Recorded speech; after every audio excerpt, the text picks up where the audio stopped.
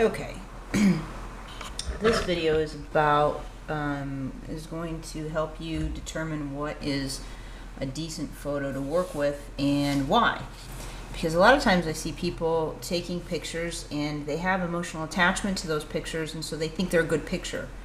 And being able to be a little bit more subjective to your work is truly helpful. And one of the models I use in order to be subjective is separate the data from my judgment and then my emotional connection to that, how I feel about that picture or that person, the subject, and then really have an idea of what I want that outcome to be. Now the data is, for right now, I'm going to open this up so you can see I didn't take, that's not originally how I took it. That's how I originally took it. I'm going to reset this back to the way it was. Well, before I do that, let me duplicate this. Copy. And then paste. Okay. So, this, I'll open this up, okay. And then we want to get rid of the crop. Okay. So this is originally what I saw. And when I was going through the pictures, I looked at this one, which obviously I like I guess not obviously, which I like. So I went through this and it kind of caught me the second time through. I paid attention to it. And what struck me about this was not as much the arc, although I maybe someday will pull this part out, just the arc of the leg and the contrasting pink boot, which I thought was kind of interesting. But the look of her and how soft she is and how much flexion this horse has in its poll and how lovely her nose is tipped down. Her name's Faline. She's a rescue horse, by the way, that was very abused and very starved. And you see how muscular she is now, which is quite amazing. Anyway, Jennifer did a great job with her. So this young rider is, all her energy is focused on this horse, and the horse is really performing well for this for the rider. Anyway, and this is the part that I liked so much, and this is the part that I want my audience to focus on. So there's a lot of the exposure is off on this picture. My ISO is probably set too high, which it is. I could have maybe changed my aperture setting, but this all happened very quickly, and so before, I didn't take time to change all this. I was caught up in the moment of this, and that happens sometimes.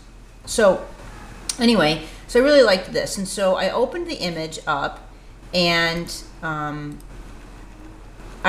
looked at it, and I wanted to crop it, and then I started moving it around. I thought, what's the best way to pull that, pull this out? Now, it clearly could be, we could have a little bit more area here for your eye to like maybe adjust a little bit, and then on the other hand, it could even be cropped tighter.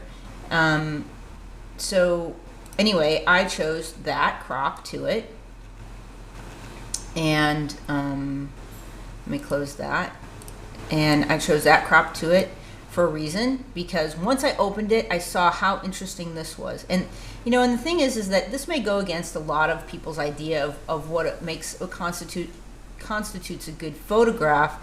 Artistically, this is intriguing to me, and that's all that matters in my work, is that it's intriguing to me. And if it's intriguing to me, chances are it's going to be intriguing to someone else.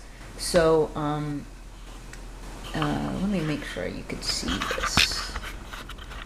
And that's the first and foremost reason in my mind why you create art is for yourself. So let me get rid of this, and there we go. So let me make that, okay, there we go. How's that? That's better. And it's overexposed, or there we go. Okay, so so then I have this crop, and then the next thing I did a color adjustment. You can't see that because I've already lost all my history, but I did a color adjustment, and then I threw Lucis, Lucis, Lucis art on here. You can see that, and I did that. Then I also, because I wanted that to pop a little bit more, I mean, that's all right, but it's not it's not as appealing. You know, it's okay to just, you know, it's like, it's the difference between just eating a birthday cake and eating an amazing piece of cake. I want the amazing piece of cake that you get after a really nice meal that you think about for a couple days. And that's the kind of photography and artwork that I want to create. So that's a good image right there. So then I pull up this. So you see how this gets heightened a little bit? And yes, it's dramatic. It is a little bit over the top. And again, it's interesting to me, and it brings the story a little bit closer to home. I see the velvet now, like right here. You don't really see that velvet; doesn't jump out. I see the velvet. I see the contours in her jacket. All this stuff makes more sense to me because I can see it a little bit more clearly.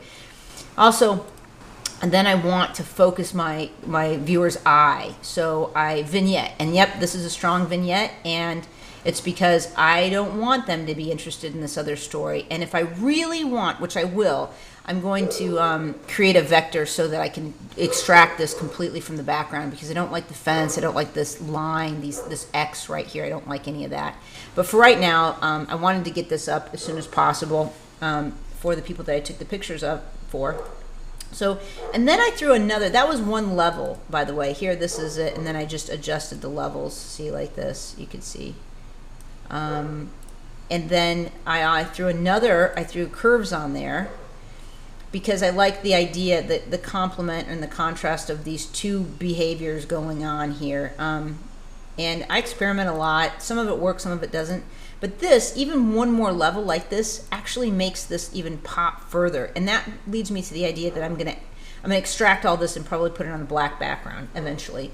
It takes a little bit of time for me to create those vectors because I'm not great at it. And anyway, so this is how I made this picture. And then I have a series of automations that I go through. We flatten it, change it. I run it through LAB because it usually, what I was finding happened, and somebody may have the answer to this, but what I found happened is that my JPEGs didn't translate very well onto Flickr, and they get all washed out. And so I figured out that if I run it through LAB, convert it to LAB and convert it back to RGB, that I had a more true color. I watermark it because that's my advertisement.